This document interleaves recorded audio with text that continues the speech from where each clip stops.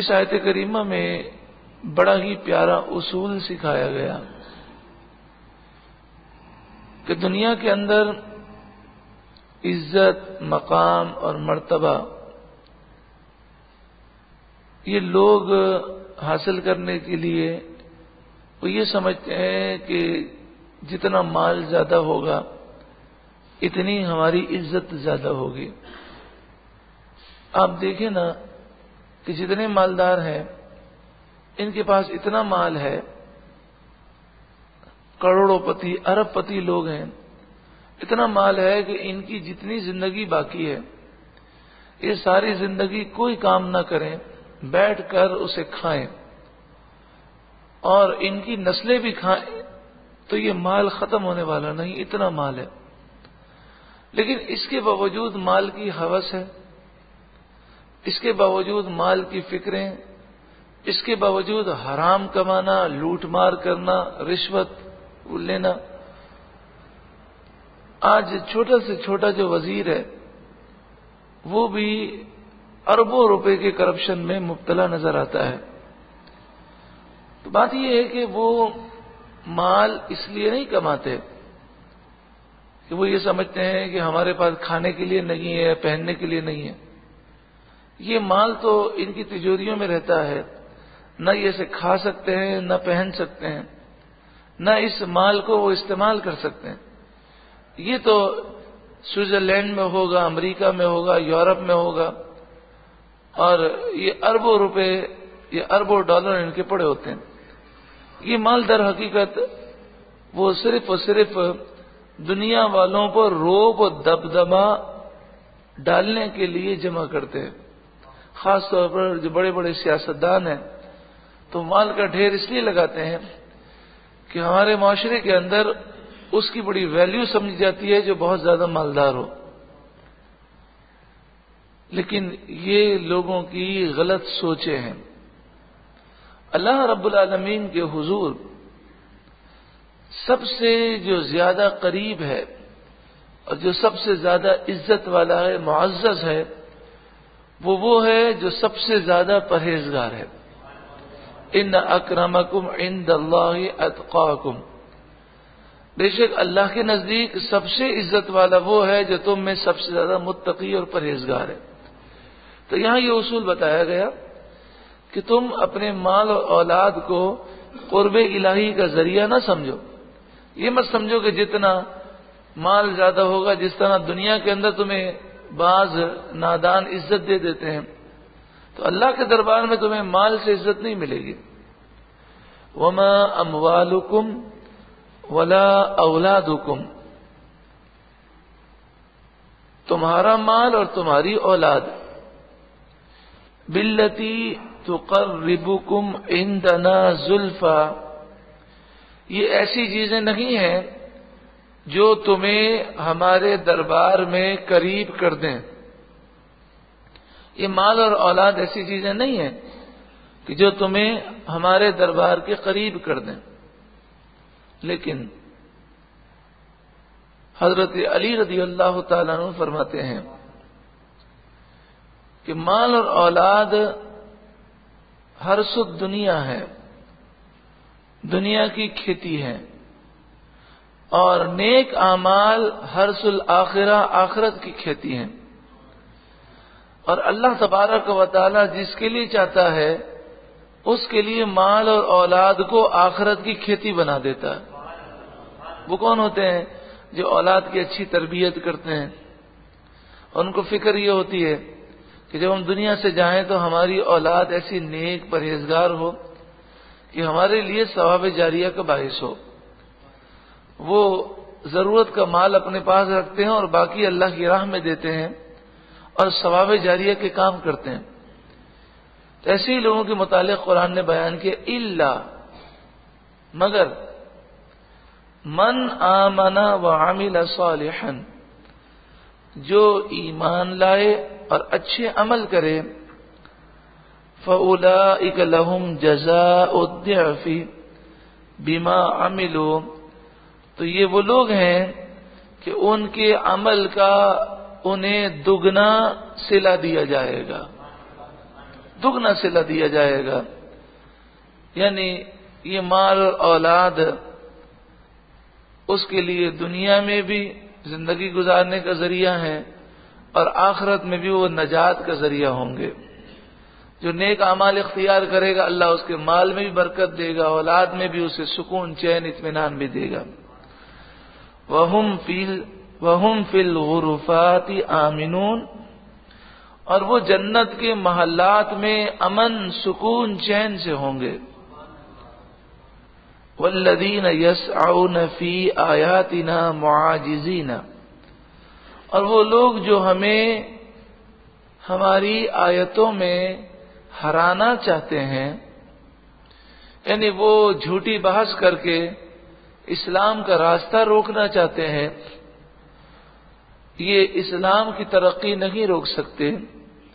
اولئک فی العذاب محضرون، یہی لوگ ہیں جو عذاب میں مجرم بنا کر حاضر کیے جائیں گے. جہاں تک تعلق ہے مال کا، تو ایک غلط فہمی کا ازالہ قرآن جگہ جگہ کرتا ہے کہ مسلمانوں کبھی بھی کسی مالدار سے متاثر نہ ہونا. بعض اوقات ایسا ہوتا ہے کہ اگر مالدار بدعقیدہ ہو جائے تو لوگ بڑے متاثر ہو جاتے ہیں اور کہتے ہیں کہ اتنا سمجھدار آدمی ہے، اتنا پڑھا لکھا آدمی ہے، اتنا کاروبار کرتا ہے، تو اس نے جو راہ پکڑی ہے یقیناً یہ صحیح راہ ہوگی، تبھی تو یہ اس پہ چلا ہے. تو یہ سوچ ہی غلط ہے. پہلی بات تو یہ ہے کہ جس کے پاس مال موجود ہے ضروری نہیں کہ وہ عقل مند بھی ہو، اور یہ بھی ضروری نہیں کہ جو مالدار ہو وہ بے وقوف بھی ہو. کوئی یہ ضروری چیز نہیں. مالدار بے وقوف بھی ہو سکتا ہے اور عقل مند بھی ہو سکتا ہے. تو مال کا ہونا یہ اس بات کی دلیل نہیں کہ وہ کوئی عقل مند ہے. پھر ہمیں مالداروں کی حرکتوں سے متاثر نہیں ہونا چاہیے. آپ دیکھ لیں 85% جو ہے دنیا میں کافر ہیں. 85% اربوں کافر ہیں. یعنی یوں سمجھیں کہ مسلمانوں کی جو تعداد ہے وہ 1.5 ارب ہے یا 1.25 ارب، تو تقریباً 5 ارب یا 6 ارب کافر ہیں. تو 85% جو ہیں کافر ہیں. ان کافروں کی اکثریت یا بہت بڑی تعداد کہہ لیں بہت مالدار ہے. یہودیوں کی اکثریت مالدار ہے. بڑے بڑے اسلام دشمن عناصر عیسائی ہندو مالدار ہیں. اب آ جائیے مسلمان کہلانے والوں میں، تو آپ کو قادیانی بڑے بڑے سیٹھ اور بڑے بڑے کروڑ پتی ارب پتی ملیں گے. اگر عقل ہوتی تو بتائیے کیا وہ قادیانی مذہب اختیار کرتے؟ آپ کو آغا خانی بڑے بڑے ارب پتی ملیں گے، تو بتائیے کیا عقل ہوتی تو آغا خانی مذہب اختیار کرتے جس مذہب میں نہ حج ہے، نہ نماز ہے، نہ روزہ ہے، نہ زکوٰۃ ہے، نہ وضو ہے، جس میں انہوں نے قرآن و حدیث سے زیادہ فوقیت جو ہے پرنس آغا خان کو دینی ہے. وہ جس چیز کو حلال کہے وہ اس کو حلال مان دیں، جس کو وہ حرام کہے حرام مان دیں، اور وہ پرنس آغا خان کی پوجا پاٹ کرتے رہتے ہیں. اسی طرح آپ دیکھیں جو گستاخ صحابہ ہیں، جو حضرت صدیق اکبر، حضرت عمر، حضرت عثمان کو نعوذ باللہ من ذالک کتنی بے ادبی کرتے ہیں، وہ آپ کو بڑے بڑے کروڑ پتی ارب پتی ملیں گے، جرنیل ملیں گے، کرنل ملیں گے، کمانڈر ملیں گے، ڈاکٹر ملیں گے، انجینئر ملیں گے، کتنے جج ملیں گے. حالانکہ اگر عقل ہوتی تو بتائیے کیا وہ یہ مذہب اختیار کرتے؟ اسی طرح جو میلاد کا انکار کرنے والے ہیں یا رسول اللہ کہنے کو شرک سمجھنے والے ہیں، اس میں بھی آپ کو ایسے لوگ ملیں گے کہ جو ایمان سے محروم بھی ہیں لیکن دولت ہے. اسی طرح آپ دیکھیں کہ آپ ڈیفینس میں جائیں، کلفٹن میں جائیں، ایسے پوش علاقوں میں جائیں تو وہاں آپ کو دین کا جذبہ بہت کم ملے گا. دین پر مر مٹنے کا جذبہ، عشق رسول آپ کو بہت کم نظر آئے گا. لیکن آپ کسی غریب علاقے میں جائیں تو غریب علاقے میں وہ آپ کو نمازی بھی زیادہ نظر آئیں گے. اور اگر کوئی شخص نمازی نہیں ہوگا تو چاہے کتنا بھی گناہگار ہو وہ رسول اللہ سے محبت ضرور کرتا ہوگا. اور کبھی کبھی ہم دیکھیں گے کہ وہ بظاہر بے نمازی شخص ہے لیکن اللہ اور اس کے رسول سے اتنی محبت کرتا ہے کہ اس کے سامنے کوئی 19-20 بات کر دے تو وہ کھڑا ہو جاتا ہے اور کہتا ہے خبردار جو میرے سامنے بکواس کی. اسی طرح آپ دیکھیں کہ رسول اللہ جب آپ اسلام کی دعوت دیتے ہیں تو حضور کے 1,24,000 کم و بیش صحابہ ہیں. ان میں سے 90% صحابہ غریب تھے. پھر تابعین کو دیکھیں، تبع تابعین کو دیکھیں، ائمہ مجتہدین کو دیکھیں، اولیاء کاملین کو دیکھیں تو تمام بزرگوں کی اکثریت جو ہے وہ غربا پر مشتمل ہے.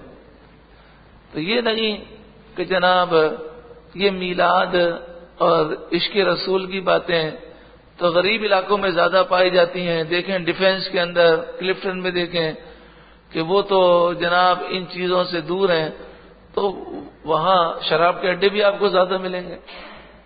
وہاں پر آپ کو زنا کے اڈے بھی جو ہے بہت ساری جگہوں پر ملیں گے. اور اگر ناموس رسالت کا مسئلہ ہوگا تو ڈیفنس سے کبھی ریلی نکلتے ہوئے آپ نے نہیں دیکھی ہوگی کہ ڈیفنس والے اپنے بنگلے چھوڑ کر وہ ناموس رسالت کے لیے دین کے لیے کوئی ریلی نکالیں، جلوس نکالیں. یہ بیچارے اپنی دنیا کی دولت میں مست ہوتے ہیں. اس لیے یہاں پر ایک اصول اور ایک غلط فہمی کا ازالہ کیا جا رہا ہے. ایک اصول بتایا جا رہا ہے کہ دولت مند ہونا یہ عقل مندی کی کوئی دلیل نہیں ہے. اللہ جسے چاہتا ہے اس کے لیے روزی کشادہ فرماتا ہے اور جس کی چاہتا ہے تنگ فرماتا ہے. جس کے نصیب میں جو روزی لکھی ہے وہ ملنی ہے. قل اے محبوب آپ فرمائیے ان ربی یبسط الرزق لمن یشاء من عباده ویقدر له، بے شک میرا رب روزی کو کشادہ فرماتا ہے، وسیع فرماتا ہے اپنے بندوں میں سے جس کے لیے چاہے اور جس کے لیے چاہے وہ تنگ فرماتا ہے. رسول اللہ صلی اللہ علیہ وآلہ وسلم نے قرب قیامت کا ذکر کیا اور آپ نے فرمایا کہ مسلمانوں کو صراط مستقیم سے ہٹانے کے لیے 72 فرقے وجود میں آئیں گے. صرف ایک گروہ وہ ہوگا جو صراط مستقیم پر چل رہا ہوگا تو اس گروہ کو لوٹنے کے لیے 72 فرقے وجود میں آئیں گے. کوئی ادھر کھینچ رہا ہے، کوئی ادھر کھینچ رہا ہے. آپ نے فرمایا طوبی للغرباء، غریبوں کے لیے خوشخبری ہے کہ بدأ الاسلام غریبا سیعود غریبا. اسلام کی ابتدا غریبوں میں ہوئی، قرب قیامت میں اکثر عشق رسول رکھنے والے غریب ہوں گے. آپ نے فرمایا اسلام کی ابتدا غریبوں میں ہوئی، قرب قیامت میں اسلام دوبارہ غریبوں میں آ جائے گا. تو اس لیے غریب آدمی کو یہ نہیں دیکھنا چاہیے کہ امیر کیا کر رہے ہیں، بلکہ اسے اللہ کا شکر ادا کرنا چاہیے کہ اللہ تبارک و تعالی نے جب تقسیم فرمایا تو ہمارے نصیب میں ایمان کو رکھ دیا، ہمیں عشق رسول کی دولت عطا فرمایا. جس طرح حضرت علی فرماتے ہیں کہ ہم اللہ رب العالمین کی تقسیم پر راضی ہیں، اس نے جاہلوں کو مال دیا اور ہمیں علم دیا. تو ہم اللہ کا شکر ادا کرتے ہیں کہ اللہ نے ایمان کی اور عشق رسول کی دولت عطا فرمائی. وما انفقتم من شيء فهو يخلف، اور جو چیز تم اللہ کی راہ میں خرچ کرو گے اللہ تعالیٰ اس کا تمہیں اچھا بدلہ دنیا اور آخرت میں عطا فرمائے گا. وَهُوَ خَيْرُ الرَّازِقِينَ، اور وہ بہترین روزی دینے والا ہے. وَيَوْمَ يَحْشُرُهُمْ جَمِيعًا، اور جس دن تمام مسلمانوں کو اور کافروں کو ہر ایک کو اللہ تعالی جمع فرمائے گا. پھر ثم يقول للملائکہ، پھر اللہ تعالی فرشتوں سے فرمائے گا. بعض فرشتے، بعض مشرکین وہ ہیں، بعض مشرکین جو فرشتوں کی پوجا کرتے ہیں اور فرشتوں کو وہ اللہ کی بیٹیاں کہتے ہیں، پھر وہ من گھڑت شکلیں بناتے ہیں اور کہتے ہیں کہ یہ فرشتے کی شکل ہے۔ اہؤلاء ایاکم کانوا یعبدون، اللہ تعالیٰ فرشتوں سے فرمائے گا کہ کیا یہ وہ لوگ ہیں جو تمہاری پوجا کیا کرتے تھے؟ بتائیے، اللہ تعالیٰ تو ہر چیز کو جانتا ہے، تو کیا یہ سوال کرنا اس بات کی دلیل ہے کہ اللہ کو پتہ نہیں ہے؟ سوال کرنا کبھی بھی اس بات کی دلیل نہیں ہوتا، سوال کی حکمتیں ہوتی ہیں۔ تو رسول اللہ صلی اللہ علیہ وآلہ وسلم نے کئی مواقع پر سوال کیا صحابہ سے، تو صحابہ نے یہ نہیں کہا یا رسول اللہ آپ کو نہیں پتا، بلکہ حضور کے سوال کے جواب میں انہوں نے کیا کہا؟ اللہ و رسولہ اعلم، اللہ اور اس کے رسول زیادہ جانتا ہے۔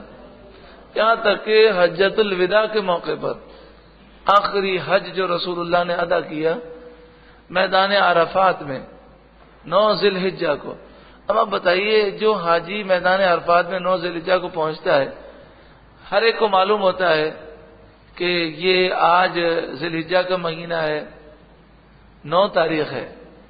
اسی طرح یوم النحر حضور صلی اللہ علیہ وآلہ وسلم نے طواف زیارت کر کے ایک خطبہ دیا، تو سب کو معلوم ہے کہ یہ مکہ ہے اور یہ ذی الحجہ کا مہینہ ہے اور 10 ذی الحجہ ہے، آج یوم النحر ہے، آج ہم نے کنکریاں ماری ہیں، آج ہم نے قربانی کی ہے، اور پھر اس کے بعد ہم نے سر منڈوائے ہیں، اور پھر اس کے بعد ہم نے طواف زیارت کیا ہے۔ تو رسول اللہ پوچھتے ہیں آج کون سا دن ہے؟ سب سے سوال کرتے ہیں، تو کوئی یہ نہیں کہتا یا رسول اللہ ابھی تو ہم کنکریاں مار کر آئے ہیں، قربانی کی ہے، سر منڈوایا ہے، طواف زیارت کیا ہے، 10 ذی الحجہ تو ہے۔ سب خاموش ہیں اور کیا کہتے ہیں؟ اللہ رسول عالم، اللہ اور اس کا رسول زیادہ جانتا ہے۔ تو حضور فرماتے ہیں آج ابھی کون سا مہینہ چل رہا ہے؟ یہ تو ہر ایک کو معلوم ہے کہ حج کے مہینے میں ہی، ذی الحجہ کے مہینے میں حج ہوتا ہے، تو کسی نے یہی نہیں کہا یا رسول اللہ یہ ذی الحجہ کا مہینہ ہے، کہنے لگے اللہ رسول عالم، اللہ اور اس کے رسول زیادہ جانتا ہے۔ تو حضور نے فرمایا کہ یہ کون سا شہر ہے؟ تو کسی نے نہیں کہا کہ یا رسول اللہ حج تو مکے میں ہی ہوتا ہے، یہ مکہ ہے۔ تو انہوں نے کہا اللہ رسول عالم، اللہ اور اس کا رسول زیادہ جانتا ہے۔ تو حضور نے فرمایا آج 10 ذی الحجہ ہے، یوم النحر ہے، ذی الحجہ کا مہینہ ہے، یہ حرمت والا دن ہے، حرمت والا مہینہ ہے، یہ شہر حرمت والا ہے۔ تو جس طرح اس شہر کی حرمت ہے، اس مہینے کی حرمت ہے، اسی طرح ایک مسلمان کی دوسرے مسلمان کے لیے حرمت ہے، کوئی کسی مسلمان کو ناجائز قتل نہ کرے۔ یہ طریقہ ہے ادب کا۔ لیکن آج بعض نادان کوئی بھی حدیث پڑھتے ہیں اور کہیں حضور نے سوال کیا ہو تو فوراً ہمارے سامنے لاتے ہیں، دیکھو اگر حضور کو پتہ ہوتا تو سوال کیوں کرتے؟ تو کبھی صحابہ کرام نے حضور کے متعلق ایسا تصور نہیں کیا۔ انہوں نے سوال کے جواب میں کیا کہا ہے؟ اللہ و رسول عالم، اللہ اور اس کا رسول زیادہ جانتا ہے۔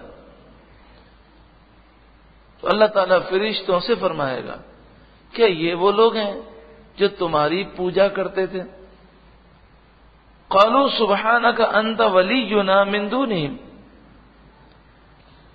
وہ عرض کریں گے اے مالک تجھے پاکی ہے،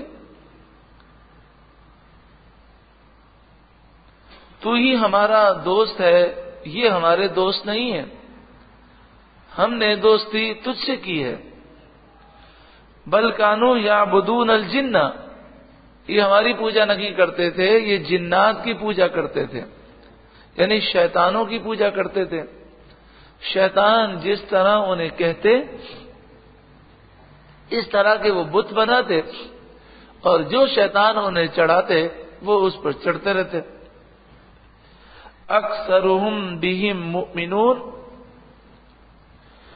ان مشرکین میں سے اکثر شیطانوں ہی پر یقین رکھتے تھے. فَالْيَوْمَ لَا يَمْلِكُ بَعْضُكُمْ لِبَعْضٍ نَفْعًا وَلَا ضَرًّا. تو آج تم میں سے کوئی ایک دوسرے کے بھلے اور نقصان کا کوئی اختیار نہیں رکھتا. یعنی اے مشرکوں، تم سب جہنمی ہو، تم ایک دوسرے کی اب مدد نہیں کر سکو گے. وَنَقُولُ لِلَّذِينَ ظَلَمُوا، اور ہم ظالموں سے کہیں گے ذُوقُوا عَذَابَ النَّارِ، جہنم کی آگ کا عذاب چکھو. الَّتِي كُنتُمْ بِهَا تُكَذِّبُونَ، وہ جہنم کی آگ جس کا تم انکار کیا کرتے تھے. وَإِذَا تُتْلَى عَلَيْهِمْ آيَاتُنَا بَيِّنَاتٍ، اور جب ان پر ہماری آیتیں پڑھی جاتی وہ آیتیں جو روشن ہیں، قالوا ما هذا الا رجل، وہ کہتے یہ تو نہیں مگر ایک مرد. یعنی یہ نبی کو عام مردوں کی طرح سمجھتے. نبی کی عظمت اور شان کو نہ سمجھنا یہ کافروں کا طریقہ ہے. یرید ان یصدکم عما کان یعبد آباؤکم، یہ تو یہی چاہتے ہیں کہ ہمیں اس کام سے، اس پوجا پاٹ سے روک دیں، ان بتوں سے ہمیں روک دیں جن کی پوجا ہمارے باپ دادا کرتے تھے. وقالوا ما هذا الا افک مفترا، اور وہ کافر بولے یہ قرآن تو نعوذ باللہ من ذالک باندھا ہوا بنایا ہوا ایک بہتان ہے. وقال الذين كفروا للحق لما جاءهم، اور جب حق ان کے پاس آ گیا تو انہوں نے حق کے متعلق کہا، کافروں نے کہا ان هذا الا سحر مبین، یہ تو کھلا جادو ہے. وما آتیناہم من کتب یدرسونہا، اور ہم نے انہیں کچھ کتابیں نہ دیں جنہیں وہ پڑھتے ہوں. وما ارسلنا الیہم قبلک من نذیر، اور آپ سے پہلے ان کے پاس کوئی نذیر ڈر سنانے والا بھی نہ آیا. یعنی جو اہل مکہ ہیں، صدیاں گزر گئیں، یہاں پر کوئی نبی مبعوث نہیں ہوئے. حضرت اسماعیل علیہ السلام تشریف لائے تھے، وہ بھی تقریباً 2 یا 3 ہزار سال پہلے. اس کے بعد نبی حج کے لیے تو آتے رہے، لیکن اہل مکہ کے لیے کوئی نبی مبعوث نہیں کیا گیا، ان کے پاس کوئی کتاب نہیں تھی. تو جب یہ نبی آ گئے تو یہ اب انکار کرتے ہیں. وَكَذَّبَ الَّذِينَ مِن قَبْلِهِمْ، ان سے پہلے لوگوں نے بھی جھٹلا دیا. وَمَا بَلَغُوا مِعْشَارَ مَا آتَيْنَاهُمْ، جو ہم نے پہلے لوگوں کو نعمتیں دی تھیں، جو طاقت دی تھی، جو قوت دی تھی، یہ کفار مکہ اس طاقت کے 10ویں حصے کو بھی نہیں پہنچے.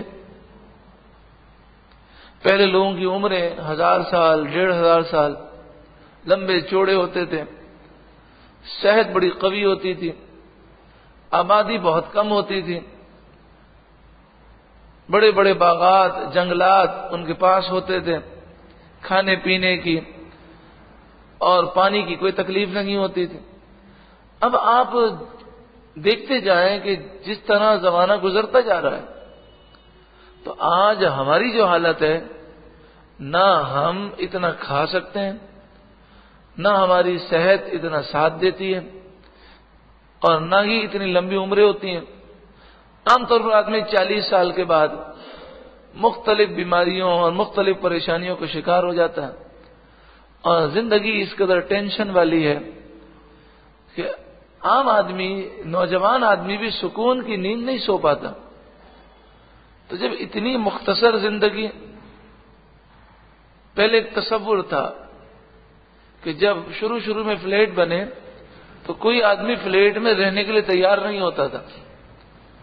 اور آج بھی پنجاب کے اندر بعض لوگ کہتے ہیں کہ فلیٹ بھی کوئی چیز ہے، نہ زمین ہماری نہ چھت ہماری، یہ کیسی چیز ہے کہ نہ آپ زمین میں کچھ کر سکیں نہ چھت پہ کچھ کر سکیں.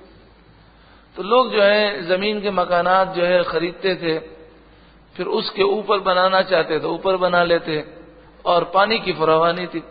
اب آپ دیکھیں چھوٹے چھوٹے فلیٹوں میں ہم رہتے ہیں، اس میں کتنے مسائل ہیں، پانی کی کتنی تکلیف ہے. تو دن بدن ہم جو ہے قوتوں میں کمزور ہوتے جا رہے ہیں، لیکن گناہوں میں بڑھتے جا رہے ہیں. جب پچھلی قومیں باوجود طاقت ہونے کے وہ اللہ کے عذاب سے نہ بچ سکی، تو آج کے دور کے لوگ جو گناہ کریں گے وہ کیسے بچیں گے؟ وما بلغوا معشار ما آتیناہم، جو ہم نے انہیں طاقتیں دی تھیں یہ کفار مکہ ان طاقتوں کے 10ویں حصے کو بھی نہ پہنچے، 10% بھی ان کے پاس وہ طاقت نہیں. فکذبوا رسلی، تو انہوں نے میرے رسولوں کو جھٹلایا تو وہ بھی تباہ ہوئے، یہ بھی تباہ ہوں گے. فکیف کان نکیر، تو میرا انکار کرنا کیسا رہا، یعنی جنہوں نے میری باتوں کا انکار کیا ان کا کیسا برا انجام ہوا. اللہ تعالی ہمیں سچی پکی توبہ کی توفیق عطا فرما.